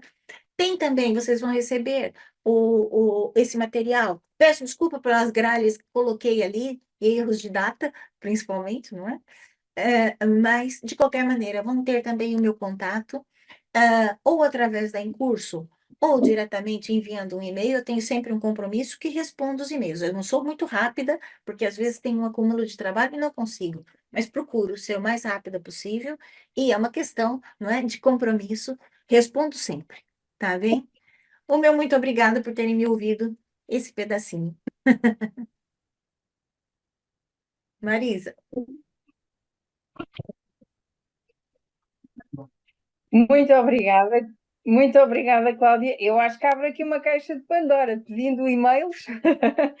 Eu não sei se me está a ouvir, Cláudia. perfeitamente, Sim, perfeitamente, Marisa. Uhum. sim. Porque eu, entretanto, peço desculpa, mas tive que mexer aqui no meu router porque parecia que estava a ficar sem rede. Ora bem, Cláudia, muito obrigada. Eu vou reforçar as suas palavras, porque já o tínhamos dito no início. Aliás, nós já estamos com esta iniciativa dos webinars há quase 3 anos, e eu devo confessar que foi extremamente difícil neste webinar conseguir acompanhar o ritmo das questões. E, portanto, estava aqui a partilhar internamente com a equipa que provavelmente teremos muitas reclamações, haverá muita gente a dizer que não teve a sua questão respondida, mas Eu efetivamente vocês disse, eu disse que eles eram todos participaram, muito obrigada. perguntões, não disse? Foi, disse, e cumpriu-se, e cumpriu-se. E faço já aqui o meu pedido de desculpas prévio, porque não, de facto não é possível, são muitas, muitas as questões, mas deixo também aqui a porta aberta, naturalmente, nós já o tínhamos dito inicialmente, esta sessão, aquilo que pretendia era tocar aspectos críticos, aspectos fundamentais, mas é impossível, efetivamente, nós querermos repassar tudo aquilo que são as alterações e mais, até a própria transposição, que neste momento sabemos que ela mesma está ainda numa fase de grande convulsão. Portanto, é natural que as vossas perguntas tenham surgido. Eu vou, desde já, lançar algumas delas, não será de todo possível a totalidade. Mas convido-vos a estarem presentes na nossa próxima ação. Isto parece publicidade, mas não é. A dimensão das questões que aqui estão, é quase impossível que eu não vos convide, de facto, a verificarem o programa do Simplex Urbanístico, da ação de novas alterações ao REJUE, do final do mês de maio, e eventualmente haverá aqui um espaço maior para poderem trazer as vossas questões. Cláudia, está preparada agora? Vamos a Está? isso. É que a Cláudia não está. A Cláudia não faz ideia, isto foi mesmo muito concorrido. Em 3 anos, eu acho que foi o webinar com mais questões colocadas. Mas então eu começo Mas, de pela qualquer primeira. maneira, Marisa, eu ia pedir que vocês guardassem as questões, até para depois nós darmos uma olhadinha, né, para ver se tem também alguma questão que eventualmente seja nova, né, para nós refletirmos. É sempre importante para os dois lados, não é? Isso também funciona para os dois lados. Exatamente. E Vocês eventualmente até conseguem poderá guardar haver. aí pelo Zoom, não é? Não conseguem? Conseguimos, conseguimos, Sim. conseguimos. E eventualmente até poderá haver aqui depois um espaço. Estou a tentar ler também. Poderá eventualmente haver aqui um espaço para as questões mais relevantes poderem ser respondidas através de uma FAQ, por exemplo, disponibilizarmos em site algumas FAQs e, Sim. entretanto, possam ser consultadas também pelos participantes. O Rui Sampaio já vinha nesse sentido, criava um documento com perguntas e respostas e enviar aos participantes. Mas compreendam também que, efetivamente, este não é o espaço para o debate público, porque isto tem que ser cingido também aqui a esta audiência. Mas pronto. Olha, Não. só uma observação: existe um documento com perguntas e respostas que foi elaborado pela professora Fernanda Paula e pela professora Dulce Lopes, já em janeiro. Algumas questões já foram respondidas com a publicação da portaria, mas que já circula por aí. E elas me deram autorização de partilhar, portanto, quem quiser me mande um e-mail, eu mando de volta. Quem sabe possa ajudar. Eu, se calhar, Cláudia, ia-lhe propor que nos enviem um e-mail de forma que a Cláudia não esteja permanentemente a receber esses Sim, e-mails. também podem, mandem para em curso e depois nós fazemos ali uma gestão disso. Compilação. Sim, É isso mesmo. eu agradeço. Carlos Fernandes, se calhar está assim muito ambicioso, uma sebenta. Eu convido a vir para a formação, porque aí sim nós temos sebentas e manuais, não é? Ora, muito bem, vamos então à primeira questão. O Norberto Tavares é fiscal, e levantam-se-lhe algumas dúvidas na área da fiscalização de obras particulares, nomeadamente no que diz respeito ao número 2 do artigo 93, agora do decreto-lei. Aham. E a questão é, se verificar obras em desconformidade com o projeto, no que se refere à alteração de compartimentação ou aumento da área de implantação, deve fazer essa participação, isto é da competência do fiscal? A área de Isto é implantação, uma pergunta sim, para sim porque ou não, Cláudia? sim, a área de implantação, sim, Não, interiores, não. Interiores, não. está respondido? O Helder Teixeira coloca também. Não, porque são mesmo muitas e vou tentar aproveitar. O Helder Teixeira coloca também a seguinte questão: o que fazer com a revogação do número 1 do artigo 98? É só aplicar as medidas de reposição da legalidade urbanística? Só que não, para já caiu essa contraordenação. Os processos em curso são arquivados, novos não há, até que nova ordem, não é? Se efetivamente vier voltar a ser reposto esse artigo. Mas para já, só medida de reposição da legalidade.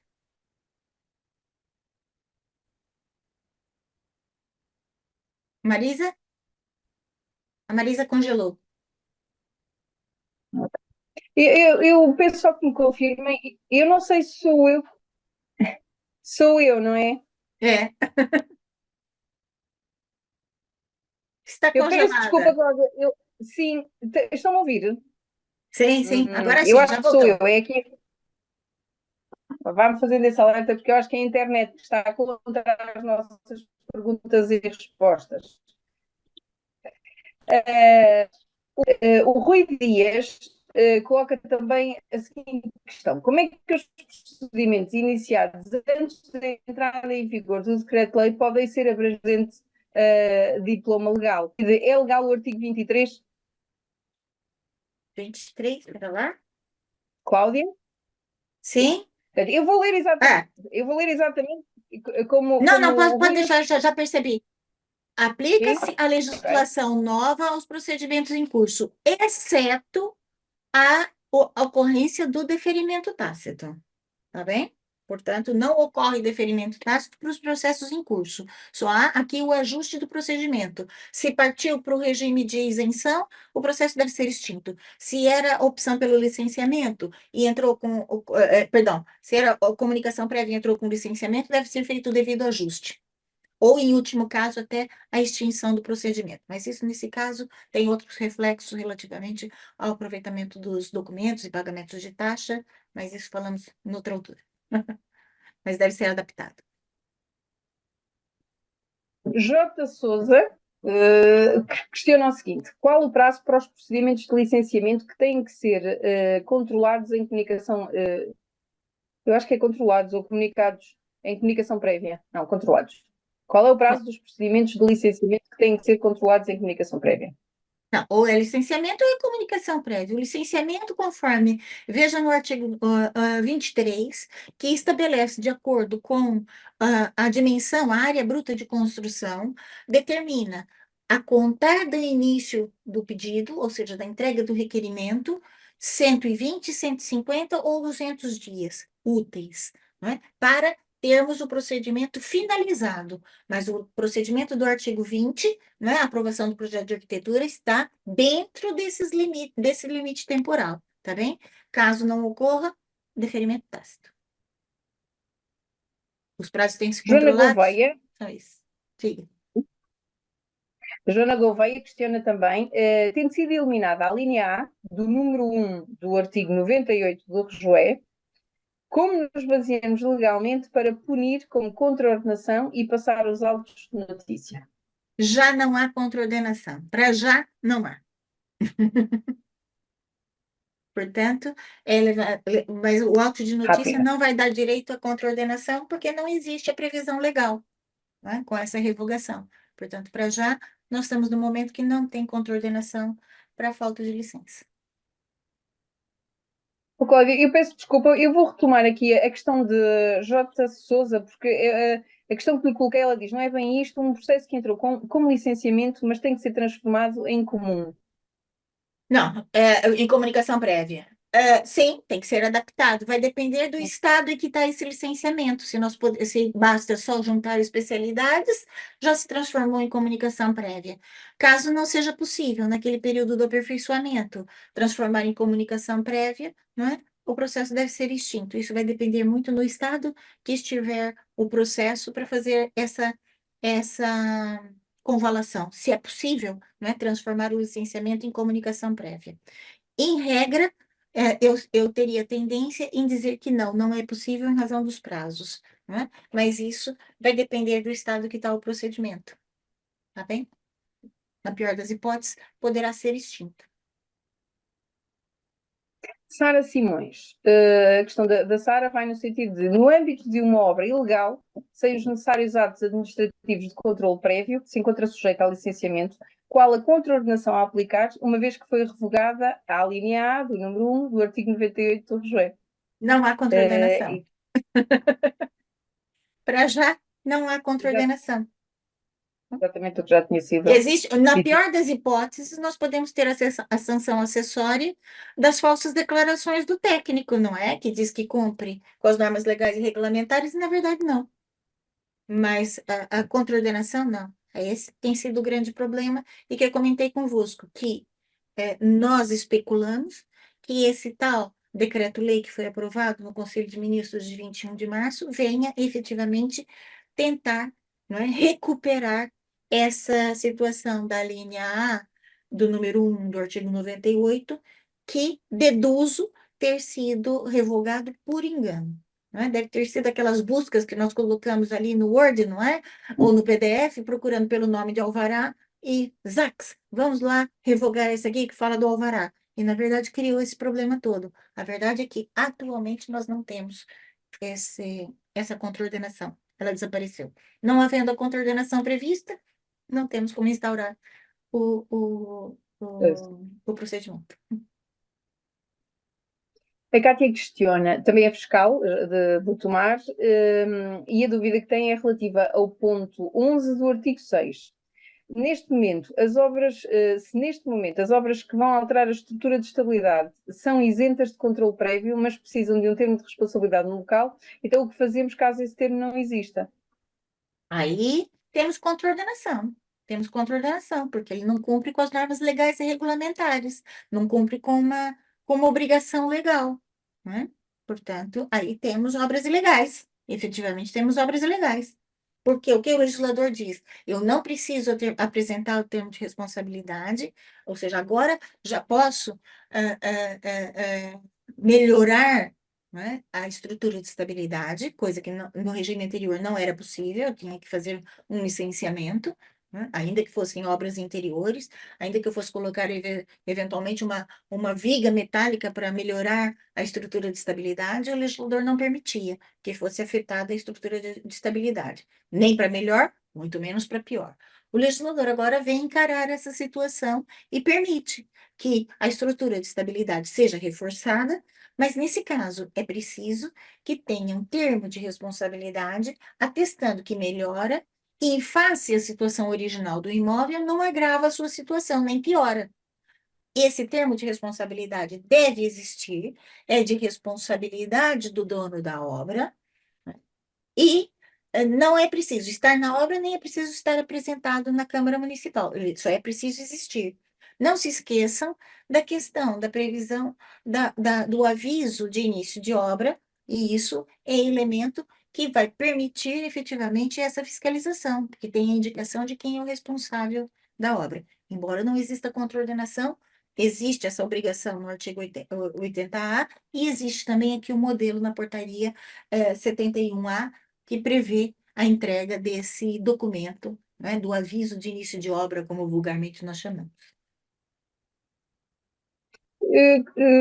Cláudia, se não se importa, eu não sei, agora, porque entretanto vocês continuam, continuam a lançar questões aqui no chat e eu agora já não tenho mesmo a oportunidade. E eu ia lhe pedir que, enquanto eu lhe preparo a próxima questão, que verifique, sobretudo aqui no, creio que foi o Rui Sampaio, que já tinha colocado aqui uma questão, as obras de alteração com a Sim, alteração do número de procedimentos são já vi consideradas, aqui. sim. Já vi aqui, Rui.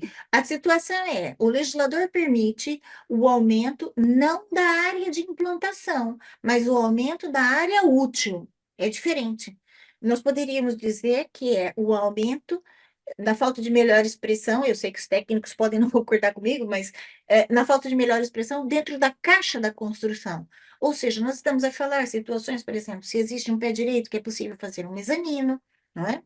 Nesse sentido, não temos uma altura, um aumento da altura da fachada, nem dos telhados, nem modificação, não é? Nem da altura da cércia, mas aumento da área útil, mas área útil interna. Não é? Se eu quero, por exemplo, fazer essa situação que aumente a área de implantação, por exemplo, um aumento no resto do chão, não é? Quero ampliar a minha cozinha, nós estamos falando de uma obra de ampliação, e essa já pode não estar isenta, né? Essa pode não estar isenta, mas as interiores, sim. E eu diria que isso também vem, não é, como luva de mão certa para aquela situação do aproveitamento do sótão, entre outras situações. Ou seja, temos aqui no interior, e não que não afetem a ampliação da área de implantação. Aí nós temos obras de ampliação, certo? Eu creio que mais tarde devemos retomar esta questão, ando aqui à procura dela, mas entretanto, o Joaquim Conceição, Cláudia, pergunta o seguinte: qual a contraordenação a aplicar para obras clandestinas em parcela de terreno fora de loteamento? Qual é a infração a aplicar nestas situações? Depende das características desse solo, ou seja, se está fora da operação de loteamento, mas eventualmente é o critério que nós temos que ver primeiro, se é licenciamento, se a obra estava sujeita a licenciamento ou a comunicação prévia, né? Ou eventualmente estava em obra isenta, isso depende, não é, daqueles critérios do artigo 4º, número 2, número 4, e agora também da situação dos PIPs qualificados, porque pode ter sido analisado em sede de pedido de informação prévia. Portanto, na regra geral, as obras que não foram precedidas dos procedimentos próprios, não é, são obras ilegais, e nós temos a situação da aplicação das medidas de reposição da legalidade do artigo 102, e temos também, vamos verificar, não é, a situação das previsões do artigo 98, número 1, não é, exceto por essa situação da linha A, que foi revogada e tem trazido aqui tanta polêmica, principalmente. Penso que esses que fizeram as perguntas relativamente ao artigo 98, número 1, a linha A, devem ser todos da fiscalização, não é? Portanto, Claro, pode ser indicada a exato. situação, mas não há contraordenação. Cláudia, acho que era mesmo esta a questão, de esse, há a extensão que, entretanto, E há o que aqui que três senhores fazemos que com os estiveram. que estão pendentes devem ser extintos. Extintos e arquivados. Porque já não existe. Se nós fizermos uma analogia à contraordenação, lógico, não é tão grave como uma questão criminal, não é? Mas vamos supor que nós cometemos um crime e que deixou de ser crime, não é? Nós automaticamente estamos ilibados. Guardando essa analogia, nós vamos verificar como deixou de existir essa contraordenação, ou seja, os processos de contraordenação devem ser arquivados, e os que estavam para ser instaurados, né, já não podem, porque nós não temos a tal, o tal regime sancionatório, ou seja, a consequência por aquele comportamento que é reprovável. Continua sendo reprovável, só não tem consequência. Posso? Claro, Seguimos, Cláudia? seguimos. Eu prometo que provavelmente conseguiremos mais três, mas começa a ser aqui já um bocadinho apertado o tempo. Então, a extensão coloca a seguinte questão. Dispõe a linha B do número 1 do artigo 6 que obras no interior do edifício ou suas frações autónomas podem estar isentas de controle prévio, desde que, entre outras situações, não afetem a estrutura do mesmo. No entanto, dispõe o número 11 desse mesmo artigo 6 que essas obras, desde que afetem a estrutura de estabilidade, têm que entregar um TR por técnico legalmente habilitado em que essa alteração à estrutura não prejudica a estrutura de estabilidade.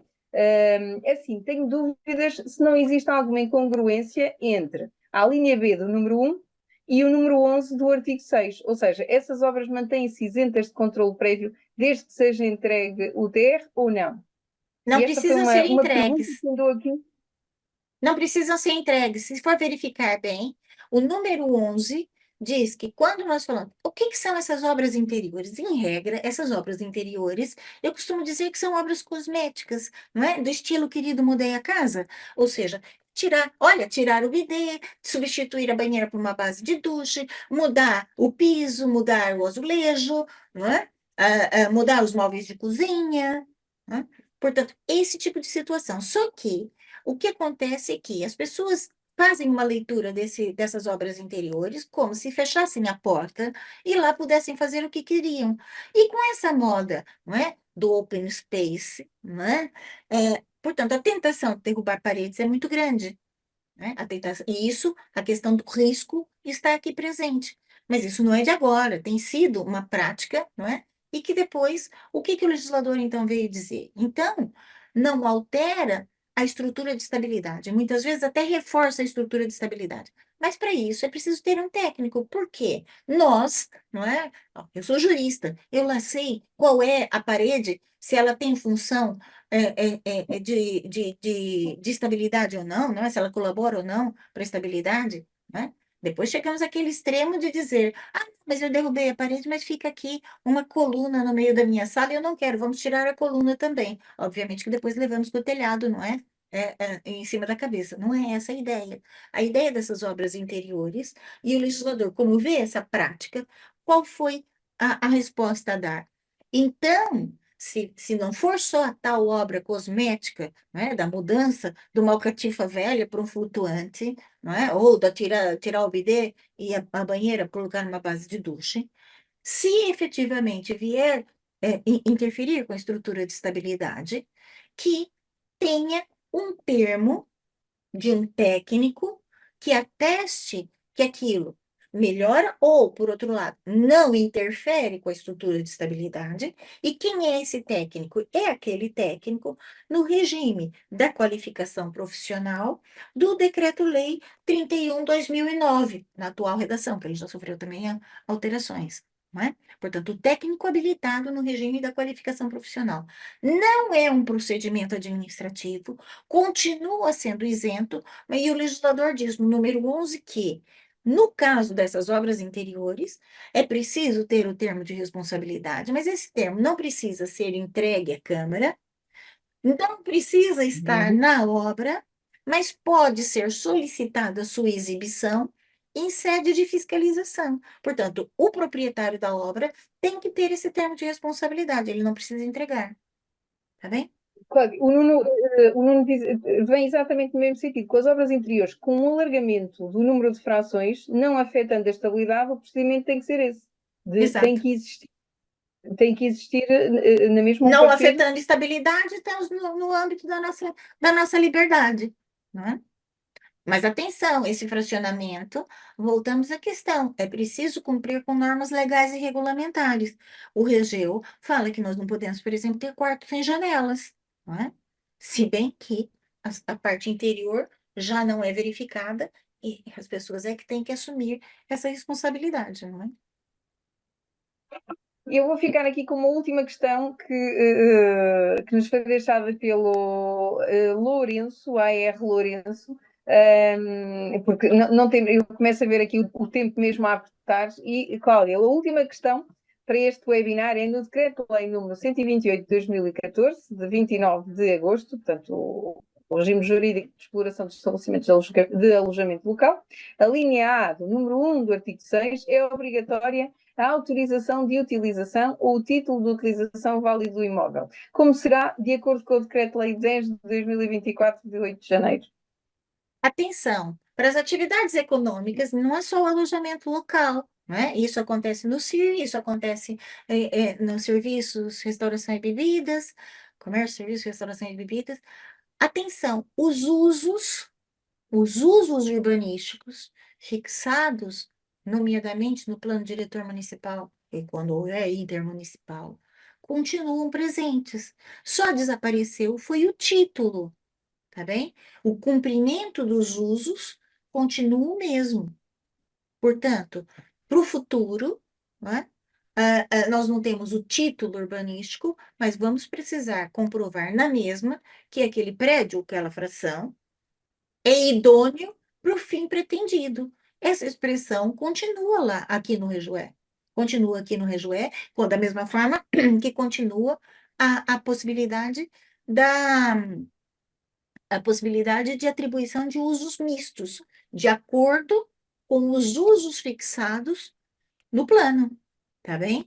Portanto, só desapareceu o documento em si, mas os usos precisam ser respeitados. Respeitados de que maneira? Se as obras foram antecedidas de licenciamento ou comunicação prévia, existe só a entrega de um termo de responsabilidade dizendo que as obras foram concluídas. E aí não temos título, não temos nada, podemos utilizar imediatamente. E isso vai estar arquivado no processo da Câmara. Se eu promovi uma alteração do uso ou atribuir um uso para uma obra isenta, por exemplo, ou ainda aquelas anteriores a 51, eventualmente, olha, herdei lá um casarão e divido em 3 apartamentinhos e quero, né, desmembrar essas infrações. Nesse caso, de alteração do uso ou a obtenção do uso através de isenção, de obras isentas, perdão, vamos ter a comunicação prévia com prazo. E a comunicação prévia com prazo, nós temos uma resposta por parte do presidente da Câmara, um deferimento ou um indeferimento. Portanto, continuamos a ter ali um elemento de prova do uso, embora não seja o nosso tradicional alvará, né? Se passa uma Cláudia, isto certidão para o parecia. alojamento local, pode ser passada uma certidão sem problema nenhum, a pedido do interessado, que corresponde ao uso proposto. A Cláudia continua a ver o chat, porque continuou a cair, não Vai, é? vai aparecendo, e não é por escolha, é o que apareceu aqui. Isto quase parece o Quem Quer Ser Milionário, que é lançar a pergunta e, entretanto, e venha ao próximo, não vamos aqui perder a oportunidade. Isto foi mesmo possível, como veem, nós já estamos aqui nas 5 da tarde. Eu agradeço sobretudo à Cláudia a disponibilidade com que Eu é que apresentou. agradeço. A doutora Cláudia procura sempre ter este papel, lá está, é focar naquilo que é essencial. Ainda assim, sobrevêm aqui várias questões e ficam, perdoem-nos, mas não cabem neste tempo, ficaram aqui ainda algumas questões por responder. Demos o nosso melhor, eu dei o meu melhor e a doutora Cláudia também. Portanto, quem dá o que tem, a mais não é obrigado, não é? Como se costuma dizer. Exatamente. Da minha parte, começo também a ter aqui a percepção, Cláudia, de que tivemos uma audiência com uma participação grande dos fiscais municipais e eventualmente podemos também aqui pensar numa segmentação específica para quem está diretamente ligado à fiscalização. Nós temos algumas ações também para a fiscalização municipal, mas creio que aqui foram várias as questões que se levantaram por parte da fiscalização. Agradeço a todos a vossa disponibilidade, agradeço esta entrega nas questões. Mais uma vez, isto sem vocês também não se fazia, seria apenas uma exposição e o facto de terem participado desta forma significa que estiveram aqui de corpo e alma e, como eu costumo dizer, isto é uma comunidade de boas práticas e a melhor prática que eu assisti, não da parte da nossa especialista, à qual já estou habituada, a melhor prática dela é a clareza e também o ser muito sucinta. Da vossa parte foi o facto de procurarem também, entre uns e outros, irem-se esclarecendo. E eu, Isso é muito giro, isso é muito giro. É. Essa entreajuda é fundamental, é muito bom. Fundamental e com respostas muitíssimo construídas. Portanto, obrigada a todos aqueles que também aqui colaboraram connosco e com os colegas, partilhando aquele também que é o vosso corpo de saber e ajudando ao esclarecimento. E eu espero voltar a ver-vos. Nós temos mais webinars planeados no próximo mês, não nesta área, mas a contratação pública e CIADAP também estão aí. Portanto, continuem a visitar o nosso site de maneira a acompanharem a nossa oferta. E mais uma vez reforço, este webinar, a pretensão era trazer alguma luz ao tema, ainda assim espero mesmo ver-vos nas nossas salas de formação, onde aí sim, com alguma serenidade, podem de viva voz colocar as vossas questões e não serem com este amargo de boca de havia uma questão e eu queria muito que tivesse sido respondida, não é por mal, mas o tempo já cá está e não temos mesmo possibilidade. Obrigada a todos. Cláudia, assim vejo-a já amanhã. Continuaremos a contar consigo. Foi um prazer. Obrigada. A nossa audiência é um prazer também ter-vos aqui. Vai passar um videozinho no final aqui com um agradecimento, portanto não desmobilizem já e, como vos disse, se não nesta sala grande, numa sala mais pequenina, é aí já a ver-nos todos cara a cara. Votos de um excelente resto de dia. Cláudia vai... Obrigada. Vai ficar aí ainda a responder a algumas questões. Obrigada a todos. Voltamos então a ver-nos. Obrigada. Até já.